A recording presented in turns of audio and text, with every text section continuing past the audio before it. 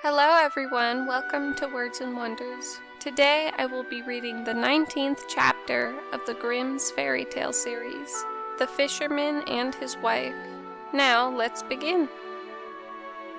There was once on a time a fisherman who lived with his wife in a miserable hovel close by the sea, and every day he went out fishing, and once as he was sitting with his rod, looking at the clear water, his line suddenly went down, far down below, and when he drew it up again, he brought out a large flounder. Then the flounder said to him, "Hark you, fisherman, I pray you let me live. I am no flounder really, but an enchanted prince. What good will it do you to kill me? I should not be good to eat. Put me in the water again, and let me go." "Come," said the fisherman, "there is no need for so many words about it. A fish that can talk I should certainly let go anyhow." With that, he put him back again into the clear water, and the flounder went to the bottom, leaving a long streak of blood behind him. Then the fisherman got up and went home to his wife in the hovel. "Husband," said the woman, "have you caught nothing today?" "No," said the man. "I did catch a flounder, who said he was an enchanted prince, so I let him go again." "Did you not wish for anything first?" said the woman. "No," said the man. "What should I wish for?" "Ah," said the woman, "it is surely hard to have to live always in this dirty hovel. You might have wished for a small cottage for us. Go back and call him. Tell him we want to have a small cottage. He will certainly give us that." "Ah," said the man, "why should I go there again?" "Why," said the woman, "you did catch him, and you let him go again. He is sure to do it. Go at once." The man still did not quite like to go, but did not like to oppose his wife, and went to the sea. When he got there, the sea was all green and yellow, and no longer so smooth, so he stood still and said, "Flounder, flounder in the sea, come, I pray thee, here to me, for my wife, good Isabel, wills not as I'd have her will." Then the flounder came swimming to him and said, "Well, what does she want then?" "Ah," said the man, "I did catch you, and my wife says I really ought to have wished for something. She does not like to live in a wretched hovel any longer. She would like to have a cottage." "Go then," said the flounder. "She has it already." When the man went home, his wife was no longer in the hovel, but instead of it there stood a small cottage, and she was sitting on a bench before the door. Then she took him by the hand and said to him, "Just come inside. Look! Now isn't this a great deal better?" So they went in, and there was a small porch, and a pretty little parlor and bedroom, and a kitchen and pantry, with the best of furniture, and fitted up with the most beautiful things made of tin and brass, whatsoever was wanted. And behind the cottage there was a small yard, with hens and ducks, and a little garden with flowers and fruit. "Look," said the wife, "is not that nice?" "Yes," said the husband, "and so we must always think it. Now we will live quite contented. We will think about that," said the wife. With that, they ate something and went to bed. Everything went well for a week or a fortnight, and then the woman said, "Hark you, husband, this cottage is far too small for us, and the garden and yard are little. The flounder might just as well have given us a larger house. I should like to live in a great stone castle. Go to the flounder and tell him to give us a castle." "Ah, wife," said the man, "the cottage is quite good enough. Why should we live in a castle?" "What?" said the woman. "Just go there. The flounder can always do that." "No, wife," said the man. "The flounder has just given us the cottage. I do not like to go back so soon. It might make him angry." "Go," said the woman. "He can do it quite easily, and will be glad to do it. Just you go to him." The man's heart grew heavy, and he would not go. He said to himself, "It is not right," and yet he went. And when he came to the sea, the water was quite purple and dark blue, and gray and thick, and no longer so green and yellow, but it was still quiet, and he stood there and said, "Flounder, flounder in the sea, come, I pray thee, here to me, for my wife, good Isabel, Will's not as I'd have her will. Well, what does she want then? Said the flounder. Alas, said the man, half scared, she wants to live in a great stone castle. Go to it then. She is standing before the door, said the flounder. Then the man went away, intending to go home. But when he got there, he found a great stone palace, and his wife was just standing on the steps going in. And she took him by the hand and said, Come in. So he went in with her, and in the castle was a great hall paved with marble, and many servants who flung wide the doors, and the walls were all bright with beautiful hangings, and in the rooms were chairs and tables of pure gold, and crystal chandeliers hung from the ceiling. And all the rooms and bedrooms had carpets, and food and wine of the very best were standing on all the tables, so that they nearly broke down beneath it. Behind the door, too, there was a great courtyard, with stables for horses and cows, and the very best of carriages. There was a magnificent large garden, too, with the most beautiful flowers and fruit trees, and a park quite half a mile long, in which were stags, deer, and hares, and everything that could be desired. Come, said the woman. Isn't that beautiful? Yes, indeed, said the man. Now let it be, and we will live in this beautiful castle and be content. We will consider about that, said the woman, and sleep upon it. Thereupon they went to bed. Next morning the wife awoke first, and it was just daybreak, and from her bed she saw the beautiful country lying before her. Her husband was still stretching himself, so she poked him in the side with her elbow, and said, Get up, husband, and just peep out of the window. Look you, couldn't we be the king over all that land? Go to the flounder, we will be the king. Ah, wife, said the man, why should we be king? I do not want to be king. Well, said the wife, if you won't be king, I will. Go to the flounder, for I will be king. Ah, wife, said the man, why do you want to be king? I did not like to say that to him. Why not? Said the woman. Go to him this instant. I must be king. So the man went, and was quite unhappy because his wife wished to be king.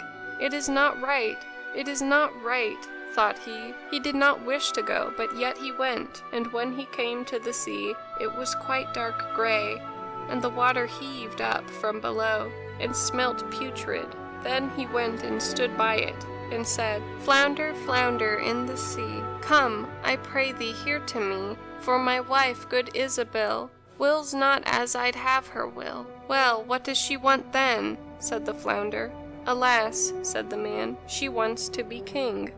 Go to her, she is king already. So the man went, and when he came to the palace, the castle had become much larger, and had a great tower and magnificent ornaments, and the sentinel was standing before the door, and there were numbers of soldiers, with kettle drums and trumpets. And when he went inside the house, everything was of real marble and gold, with velvet covers and great golden tassels. Then the doors of the hall were opened, and there was the court in all its splendor, and his wife was sitting on a high throne of gold and diamonds, with a great crown of gold on her head, and a scepter of pure gold and jewels in her hand. And on both sides of her stood her maids-in-waiting in a row, each of them always one head shorter than the last. Then he went and stood before her, and said, Ah, wife, and now you are king. Yes, said the woman, now I am king. So he stood and looked at her, and when he had looked at her thus for some time, he said, And now you are king, let all else be. Now we will wish for nothing more. Nay, husband, said the woman, quite anxiously, I find my time pass very heavily. I can bear it no longer. Go to the flounder. I am king, but I must be emperor too. Alas, wife, why do you wish to be emperor? Husband, said she, go to the flounder. I will be emperor. Alas, wife, said the man, he cannot make you emperor. I may not say that to the fish. There is only one emperor in the land. An emperor the flounder cannot make you. I assure you, he cannot. What? said the woman. "I am the king, and you are nothing but my husband. Will you go this moment? Go at once. If he can make a king, he can make an emperor. I will be emperor. Go instantly." So he was forced to go. And as the man went, however, he was troubled in mind, and thought to himself, "It will not end well. Emperor is too shameless. The flounder will at last be tired out." With that he reached the sea, and the sea was quite black and thick, and began to boil up from below, so that it threw up bubbles, and such a sharp wind blew over it that it curdled. And the man was afraid. Then he went and stood by it, and said, "Flounder, flounder in the sea, come, I pray thee, here to me, for my wife, good Isabel, wills not as I'd have her will." "Well, what does she want then?" said the flounder. "Alas, flounder," said he, "my wife wants to be emperor." "Go to her," said the flounder. "She is emperor already." So the man went, and when he got there, the whole palace was made of polished marble and alabaster figures and golden ornaments, and soldiers were marching before the door, blowing trumpets, and beating cymbals and drums, and in the house barons and counts and dukes were going about as servants. Then they opened the doors to him, which were of pure gold, and when he entered, there sat his wife on a throne, which was made of one piece of gold, and was quite 2 miles high, and she wore a great golden crown that was 3 yards high, and sat with diamonds and carbuncles, and in one hand she had the scepter, and in the other the imperial orb, and on both sides of her stood the yeomen of the guard in 2 rows, each being smaller than the one before him, from the biggest giant, who was 2 miles high, to the very smallest dwarf, just as big as my little finger, and before it stood a number of princes and dukes. Then the man went and stood among them, and said, "Wife, are you emperor now?" "Yes," said she, "now I am emperor." Then he stood and looked at her well, and when he had looked at her thus for some time, he said, "Ah, wife, be content, now that you are emperor." "Husband," said she, "why are you standing there? Now I am emperor, but I will be pope too. Go to the flounder." "Alas, wife," said the man, "what will you not wish for? You cannot be pope. There is but one in Christendom. He cannot make you pope." "Husband," said she, "I will be pope. Go immediately. I must be pope this very day." "No, wife," said the man, "I do not like to say that to him. That would not do. It is too much. The flounder cannot make you pope." "Husband," said she, "what nonsense! If he can make an emperor, he can make a pope. Go to him directly. I am emperor, and you are nothing but my husband. Will you go at once?" Then he was afraid and went, but he was quite faint, and shivered and shook, and his knees and legs trembled, and a high wind blew over the land, and the clouds flew, and towards evening all grew dark, and the leaves fell from the trees, and the water rose and roared, as if it were boiling, and splashing upon the shore. And in the distance he saw ships, which were firing guns in their sore need, pitching and tossing on the waves, and yet in the midst of the sky there was still a small bit of blue, though on every side it was as red as in a heavy storm, so full of despair.